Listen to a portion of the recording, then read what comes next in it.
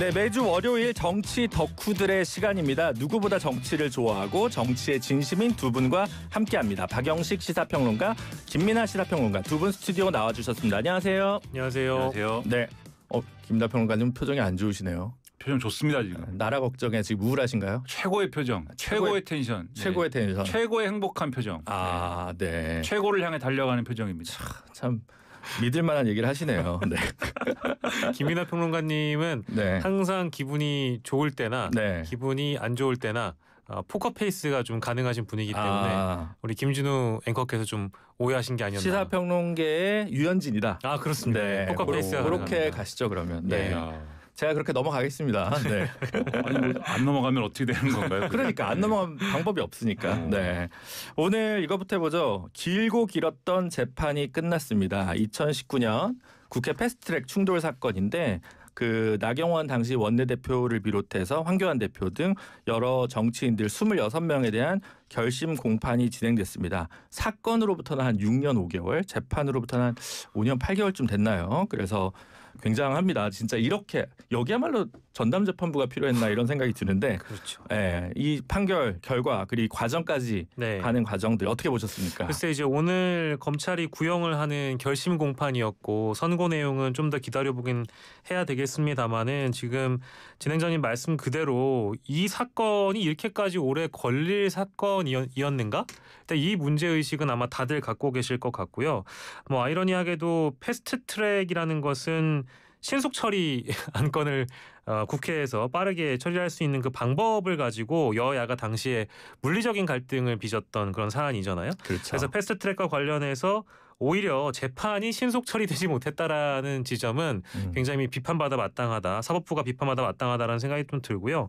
이거는 또 한편으로는 국회 내에서 정치로서 해결할 수 있는 일임에도 불구하고 그게 안 됐기 때문에 자신들의 정치를 사법부에 갖다 바친 거 아니겠습니까? 그래서 흔히 얘기하는 정치의 사법화가 이 사건을 통해서 더 가중됐다라고 보는 것이 맞는 것 같고, 마지막으로는 저는 사법부에게 좀 질문을 던지고 싶긴 합니다. 네. 이 사건이 6년 5개월 동안 걸리는 데에는 누구의 책임이냐 결국엔. 누구의 책임입니까 이건? 사법부의 책임이죠. 그런데 다른 사건들과 비교를 해보면 사법부는 또 유독 이례적이게 빠르게 판결을 내렸던 사건들도 왕왕 있었거든요. 네. 그런 거를 비교를 해본다면 이건 뭐 국회의원들이 무서워서 그런 겁니까? 아니면 국회의원들에게 어떤 특권을 주기 위해서 이런 겁니까? 국민들이 상식적으로 좀 이해하기 힘든 사안이다. 뭐 그렇게 생각합니다. 네, 김민하 평론가님. 6년 5개월 만에 구형을 한 거다. 네. 사건 기준으로. 네. 만약 이 사건 당시 아이가 태어났다면 6살. 네. 그 아이가 태어난 이후 신생아부터 6살이 된 엄청난 변화죠. 네. 이제 두 아이의 아빠 김준호 변호사님도 네. 익히 아시는 바 그 엄청난 변화가 생길 동안 이 1심이 안 끝났다라는 게 그동안 롯데도 우승을 못했어요. 아 롯데 네. 갑자기 왜 롯데를 얘기하시죠? 야구 그러게요. 갑자기 야구 평소 얘기했네. 생각하는 게 야구 정도로 네. 법에 대해서 많은 고민을 하시는 걸로 알고 있는데 아닙니다. 야구를. 네. 네, 그래서 너무나 오래 걸렸다. 만약 1학년 아이였다면 6학년이 이제 그쵸. 끝나는 이제 네. 그런 시점. 그러니까 이렇게 비교를 해보면은 얼마나 오래 걸렸는지를 우리가 체감할 수 있게 되는 거 아닙니까? 근데 이 정치라는 건 결국 이거는 시작은 정치적 문제였는데 네. 정치라는 건 결국 시민들의 이 관심 그리고 시민들의 이해관계 이 속에서 이제 진행이 되는 거잖아요. 이 1심이 6년 5개월이 걸려버리면 네. 그 2심 그다음에 대법원 갈 때까지 그쵸. 다 따지면 이건 결론이 언제 납니까? 이분들 정치적 은퇴를 하도 될 나이에 끝나는 건가요? 그러니까요. 그럼 이미 시민들의 관심이나 이 정치라는 맥락 속에서 살아있는 사건이 이미 아닌 거거든요. 이거는. 네. 이미 정치라는 맥락 속에서는 없어진 사건에 가깝습니다. 이건. 그런 점에서 비춰보면은 사법부가 단지 뭐 시간을 질질 끌었다는 걸 넘어서서 정치에서 사실 끝났어야 될 사건이라고 말씀하시지만 그 정치라는 영역 속에 이 판결이 자리 잡고 있어야 되는 건데, 왜냐하면 법을 만들었잖아요. 국회 네. 선진화법이라는 걸 만들었지 않습니까? 그쵸. 힘을 합쳐서. 그 국회 선진화법이라는 거는 국회 더 이상 동물국회 만들지 말자라는 거를 여야가 합해서 만들었던 거지 않습니까? 근데 안 지킨 거지 않습니까? 그걸 어떤 이유로든 간에. 그 안 지킨 거에 대한 책임을 지우는 문제에 있어서는 이것을 무책임한 어떤 정치적 환경으로 만드는 데 사법부가 일조를 결국은 한 거다 이미. 그런 점에서 상당히 유감스럽다라고 생각을 합니다. 변호사 입장에서 보면 이 계약 잘못했겠다. 건 바이 건으로 계약했을 텐데 6년 얼마 했으면 변호사가요? 담당 변호사는 적자겠네라는 생각이 들더라고요. 아 역시 변호사 시장의 네. 이 논법으로 네. 네. 전혀 생각하지 못했던 이- 부분인데. 이 방송 어디로 가는가? 네. 아니 대형 로펌은 뭐 시간으로 하겠지만 죄송합니다. 네. 다른 이게 소리였는데. 뭐예요 지금? 근데 이게 사실은 그 다른 사건이랑 달라서 국회법 특히 이제 국회 선진화법이라고 얘기하는 이제 그 조문 위반일 경우에는 이제 벌금형이어도 피선거권이 이제 박탈되는 문제가 있어서 이게 지금 특히 뭐 나경원 대표, 황교안 대표 이런 분들이 이제 아예 징역형으로 구형됐으니까 유죄가 나오게 되면 사실은 벌금형으로 낮추더라도 당장 피선거권이 박탈되고 또 여러 지금 20몇 명의 이제 정치인들이 이제 됐으니까 재보궐이 늘어날 수도 있겠다 뭐 이런 생각도 들긴 하네요. 네. 500만 원 이상 그리고 금고 이상 이런 경우는 의원직이 박탈되는 걸로. 네네. 그죠? 네. 제가 알고 있는데 오늘 너무 많은 분들에 대한 구형이 이루어졌는데 대표적으로는 황교안, 나경원, 뭐 송원석 이런 분들에 대한 의원직 박탈 가능성 이게 이제 점치는 언론들은 좀 있습니다만은 이건 이제 어디까지나 구형인 것이고요. 그렇죠. 선고가 이루어져야 되고 아까 김민하 평론가님 말씀 주신 대로 이게 1심이기 때문에 이게 또 언제 확정이 될지는 우리가 또 지켜봐야 되는 거라서 네. 상당히 좀 뭐 예측하기가 어렵습니다. 네. 이게 뭐 하여튼 앞으로 또 지켜보도록 하시죠. 다음으로 이제 민주당 쪽으로 넘어가 보죠. 민주당에서 지금 주말과 오늘 사이에 내란 전담 재판부, 내란 특별 재판부 목소리가 더 커지고 있고요. 이 와중에 전현희 의원은 국정농단 전담 재판부 설치도 시급하다. 뭐 이렇게까지 이야기를 밝혔습니다. 이제 검찰 개혁에서 약간 사법 개혁, 법원 개혁 쪽으로 민주당이 드라이브를 거는 듯한 느낌인데요. 어떻게 보시나요? 뭐 그런 측면도 있을 거고요. 왜냐하면 검찰 개혁이라는 의제 자체는 물론 끝나는 의제는 아닙니다만 1년의 어쨌든 시간 속에서 이 큰 줄기는 일단 정리한 상황에서 남은 거를 남은 이제 여러 가지 문제들을 이 정부 네. 주도로 정리하는 문제가 남은 거 아닙니까? 그래서 그렇죠. 요거는 다소 조용하게 갈 거거든요. 네.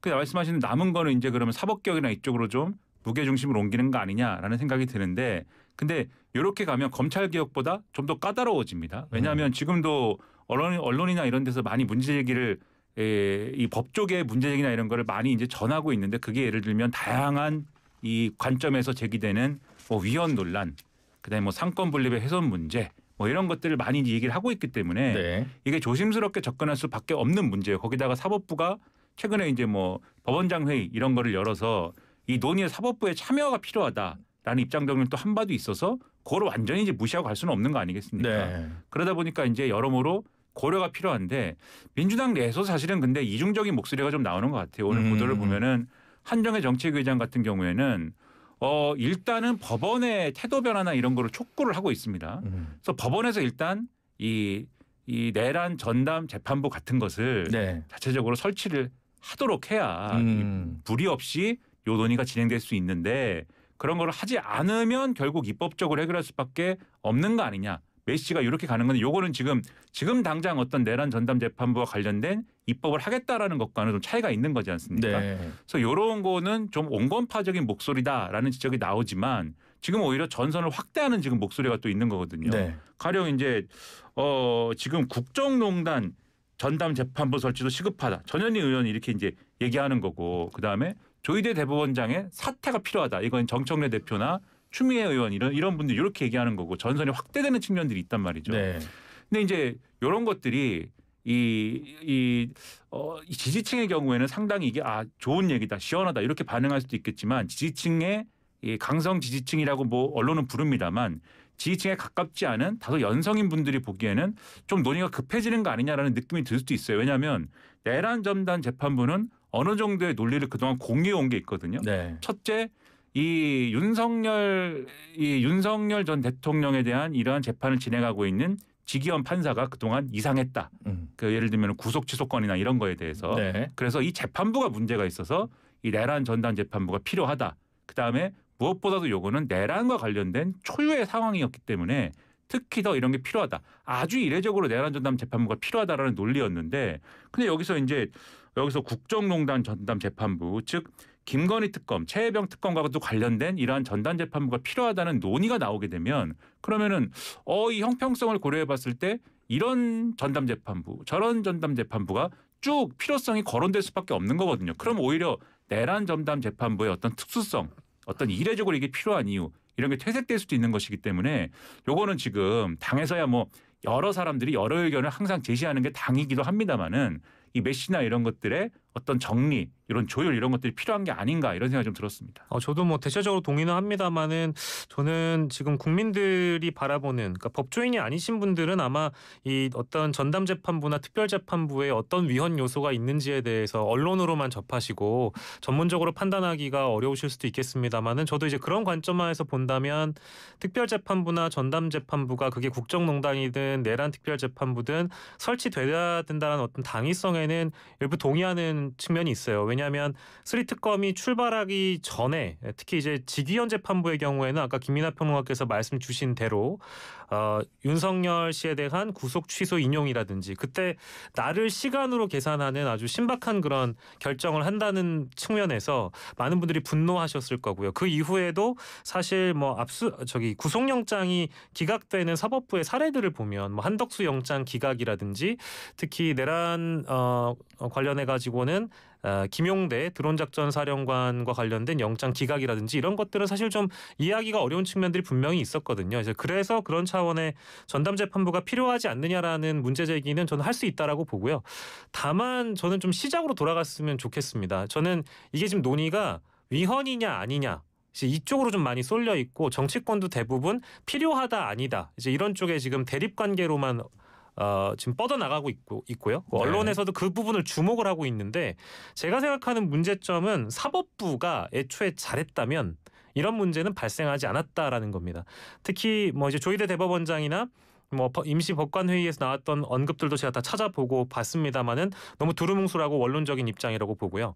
그리고 이 과거에 있었던 직위원 판사와 관련된 문제 제기에 대해서 사법부 스스로가 지금까지 어떻게 할 것이다라는 그 대안을 얘기한 적이 한 번도 없기 때문에 그럼 우리는 이제 이 내란 재판부를 믿고 갈 수 있느냐에 대한 그 신뢰 문제가 일단은 좀 많이 부서진 상황이거든요. 그렇다면 이걸 어떻게 바로잡을 것인가? 사법부가 자체적으로 스스로 어떻게 자정할 것인가? 자성할 것인가? 이게 있어야 되는데 이게 지금 없는 상황에서 정치권이 던져버린 특별재판부에 대한 논의로만 지금 빨려 들어가고 있어서 이게 5대5로 논의되는 것은 좀 바람직하지 않다고 봅니다. 사법부가 스스로 잘했어야 된다라는 거고요. 그래서 마지막으로 저는 지금 이거를 던지고 있는 정치인들이 대부분 좀 요즘 시쳇말로 네임드한 정치인들이에요. 네. 그러니까 제가 보기에는 이건 정치적인 의도가 일부 있을 수도 있습니다. 물론 표면적으로는 국민들이 시원하게 받아들일 수 있는 메시지이기도 한데 이분들이 나중에 또 이제 지방선거에 나가야 하는 그런 또 목적이 있을 수도 있는 거거든요. 그래서 보이네요. 이런 어떤 경쟁 차원의 국정농단 전담 재판부가 또 나오고, 네. 예, 또 추미애 법사위원장의 특별 재판부에 대한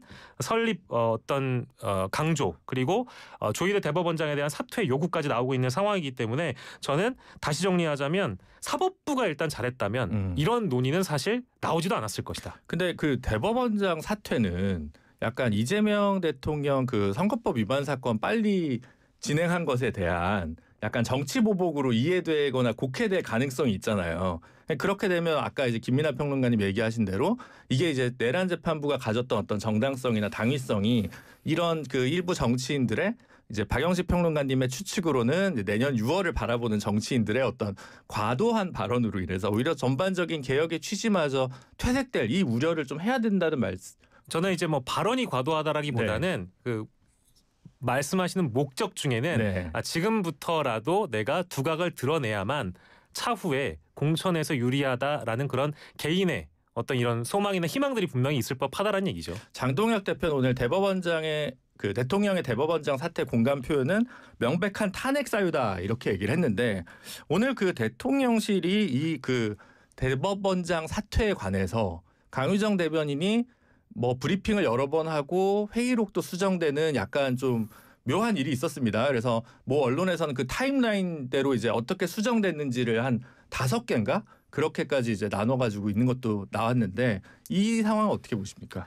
그래서 저는 당에서야 여러 얘기가 나올 수 있다고 봐요. 네. 예를 들면 조희대 대법원장이 사퇴해야 된다. 근데 지금 무작정 사퇴해라라는 얘기라기보다도 지금 박영식 평론가님 말씀해 주신 대로 대법원과 관련해서 전체 사법부와 관련돼서 이러저러한 믿지 못할 이런 사건들이 많이 있는데 이 여당이 지금 보기에 그러한 믿지 못할 사건들에 대한 자정 능력이 없는 것 같으니 뭐 대법원장이 책임져야 되는 거 아니냐라고 하는 여론도 있다. 그러니까 정청래 대표가 사실 얘기한 게 이제 그런 맥락이었거든요. 그래서 사퇴라는 글이 이렇게 과거에 있지 않았느냐 내부에서도 그걸 인용하면서 이제 사퇴 얘기를 한 건데 그런 얘기를 할 수는 있겠는데 근데 기자가 이제 그거에 대해서 물어본 거지 않습니까? 네. 대통령실에 그걸 물어봤을 때는 이거를 대통령실이 그러한 주장에 공감한다든지 이렇게 얘기를 하면은 요거는 차원이 다른 문제가 되는 거거든요. 네. 요거 대통령실이 그런 얘기에 이제 공감을 한다라고 하면 그때부터는 이제 구체적인 어떤 이 언론 입장에서 보면은 구체적인 어떤 압력, 압박 이렇게 이제 바로 가게 되는 이런 징검다리를 하나 놔주게 되는 그런 효과를 발휘하는 것이기 때문에 네. 요거는 이제 대통령실에서 메시지를 제가 볼 때는 아주 바람직하지 않은 방식의 메시지가 나온 것이다 이렇게 봐요. 물론 그것을 대통령실도 알기 때문에 바로 잡은 것이겠죠. 그래서 빠르게 바로 잡은 것에 대해서는 뭐 불행 중 다행이라고 생각합니다만 애초에 나와서는 안 되는 메시지였다라고 보고 이것은 뭐 강유정 대변인이 어떤 판단을 한 것인지는 모르겠습니다만 최근에 아무래도 소위 말하는 당, 정부, 대통령실 간에 네. 불협화음, 뭐 우상호 정무수석과 정청래 대표가 말다툼을 벌였다. 그다음에 무슨 뭐 최근에 이제 특검법 개정을 둘러싸고 뭐 이런저런 일이 생겼다. 등등을 놓고 네. 지금 뭐 이게 원팀으로 가느냐 마느냐 뭐 이런 얘기들이 많지 않습니까? 그렇죠. 그런 거를 의식하면서 뭔가 메시지 정리를 하다 보니까 이렇게 된 거 아닌가 싶은데 그렇다 하더라도 요거는 정무적인 감각이나 이런 것의 문제인 거거든요. 그런 점에서 요런 메시지가 이렇게 나온 거에 대해서는 다시 한번 대통령실의 체계나 이런 메시지를 내는 어떤 기준이나 이런 메시지의 어떤 적절성에 대해서는 매우 이제 엄중한 기준으로 점검이 필요하다라고 생각을 합니다. 대통령실에서는 처음에 이제 원칙적 공감이라고 이제 표현을 했다가 공식 속기록에 그 부분을 뺐어요. 뺐다가 기자분들이 이제 항의를 하니까 아주 원칙적으로 공감 정도로 이제 수정 의견을 냈는데 했던 말을 공식 속기록에 뺄 수는 없으니까 이제 결국은 다시 수정해서 넣었는데 원칙적 공감이라는 키워드 자체를 대통령실에서 추후에 판단해 보니 이제 좀 이것 좀 약간 자제했어야 된다. 김민하 평론가의 말도 이렇게 판단한 게 아닐까 이렇게 보여지긴 하거든요. 글쎄 뭐 추측입니다만은 그 원칙적으로 공감한다라는 이야기가 나왔을 때, 그러니까 이게 대법원장 사퇴하라는 그 요구에 대해서 공감을 하는 것이냐, 네. 아니면 국회의 이제 법사위원장이나 그 여당 의원들이 조희대 대법원장의 사퇴 요구를 하는 것에 대해서 국회의 의견을 존중한다는데 이제 그런 뜻에 국회에 공감을 한다는 것이냐, 이제 이게 듣는 사람들에 따라서 어떤 해석 기준이 뭐 천차만별이기 때문에 뭐 그 해설은 좀 달라질 수 있다라고는 뭐 양보를 한다면 그렇게도 양보할 수 있겠습니다만은, 다만 말을 여러 번 일단 바꾼다라는 것은 말을 한 사람의 실수가 있었던지 아니면 듣는 사람이 잘못 들었다든지 뭐 이제 이런 차원의 문제 아니겠습니까? 이제 그러다 보니까 그게 이거든 저거든 간에 대통령실에서도 이거는 혹시 오해 여지가 있을 수 있으니까 바꿔야 되겠다라고 해가지고 정정을 했다라고 한다면 그 정정한 마지막 이제 오피셜 그 어떤 멘트로만 우리가 생각을 하면 될 것 같은데요. 대통령의 그 기자회견에서 있었던 그 언급들을 이제 우리가 좀 반추를 좀 해보면 네. 국회라는 곳은 결국 국민의 어떤 선택을 받아서 입법부가 탄생하는 것이기 때문에 입법부가 사법부의 어떤 뭐랄까 내란 특별재판부라든지 사법부에 대한 민주적 통제나 견제가 가능하다라는 차원의 대통령 말씀을 또 받아서 대통령실 대변인은 국회 역시 선출된 권력이기 때문에 국민들의 뜻을 존중한다라는 차원의 답변을 하려다 보니까 여기까지 일단 온 것 같아요. 근데 다만 저도 여러 차례 양보해서 박영식 평론가님이 다만이라고 하는 거 계속 다만이라고 하는 거 보니까 네. 그냥 강유정 대변인이 실수했다 이렇게 평가하시는 거군요. 네, 일부, 그렇게 넘어가시죠. 네. 네. 너무 긴데 네. 일단 그 내란 재판부 관련해서 이따 또 3부에서 박주민 의원 나오니까요. 그때 이제 확실하게 좀 짚어보도록 하고요. 네, 민주당 얘기는 여기까지 하고 정치 덕후 1부는 여기서 마무리하고 잠시 쉬고 2부에서 뵙겠습니다. 잠시만요. 안녕하세요. 배우 남궁민입니다.